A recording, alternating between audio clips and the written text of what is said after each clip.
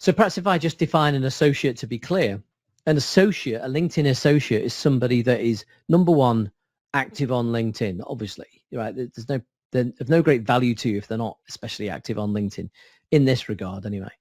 So they're active on LinkedIn. They pitch and sell and target exactly the same type of people that you do, but they're not a competitor. I mean, you might argue in some industries it would be okay if they're a competitor, but on the whole, I would say not a competitor. So meaning that, if you think about a typical potential customer, whatever that might be, let's say it's a finance director or CFO, right? So imagine that's the scenario. Okay, so who else sells to those people that is not a competitor of yours? Well, there'll be loads of people, Now, I remember back in the day when I worked in recruitment, one of my earlier jobs in recruitment was I used to recruit part qualified, or my specialist area was part qualified accountants. This is CIMAs and ACCAs. You'll understand this, but perhaps not everyone will. But part qualified accountants in industry in the Manchester area, very niche, right?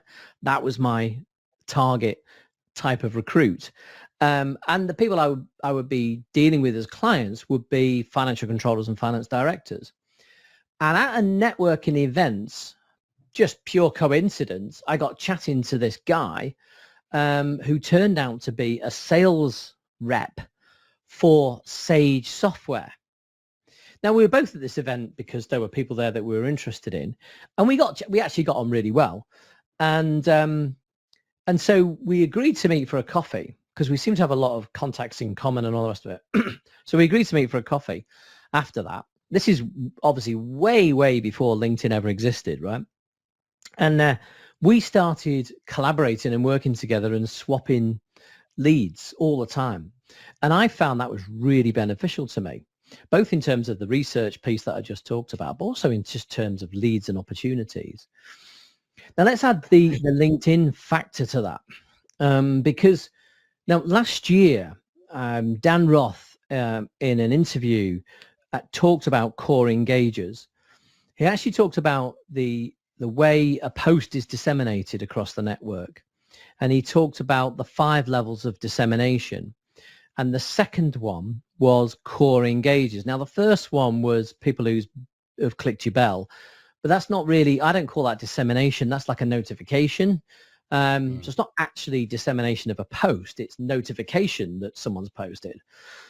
But in terms of dissemination in its purest sense, the first people that see your content are what LinkedIn define as core engagers, people that typically normally engage with your content. And I think it's worth looking at who your core engagers are. And then whoever they are, how many of them would you define as an associate in the terms that I've described? And what I found when talking to people about this is actually very few were. Even though these people, these associates, are by the definition of what they are highly active people on LinkedIn, they weren't necessarily engaging with these people's content. So what you want to try and do is these people that you've defined as an associate, build a relationship by engaging with their content a lot and getting to know them better. And so they become a core engager. And the reason why that's important in terms of the algorithm is this. You may have noticed that when you look at your homepage feed, and of course this changes all the time, but a common reason why things appear on your homepage feed is that the algorithm has been given 2 reasons to put it there. So it may be that there's a post there and it's from a first tier connection. And you think, okay, well, that's because I'm following that person and they're a first tier connection.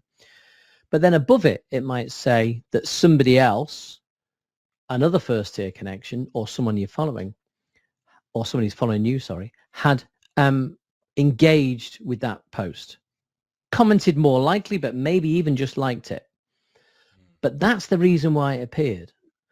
Not because they commented on it, not because the person posted it, but because 2 of these people that they consider to have high relevance to you have engaged with that content. One's posted it, one's engaged with it. And that means that it appears on your feed. So winding back to associates and potential customers, remember, an associate is targeting the same people as you. So you both have reasons to be connected to that person, right? So you're both connected to them, and then they see content in their feed. Why? Because you've posted it, but that in isolation would not make it visible to them. But this core engager associate has engaged with your content, therefore putting it on the feed of those people that you want to be visible to. So it has obviously lots of other benefits, but that's another benefit in terms of the way the algorithm works by building these relationships with people that you don't want to do business with, obviously, but they are people that you see as being potential associates and people that you can really benefit from each other in collaboration.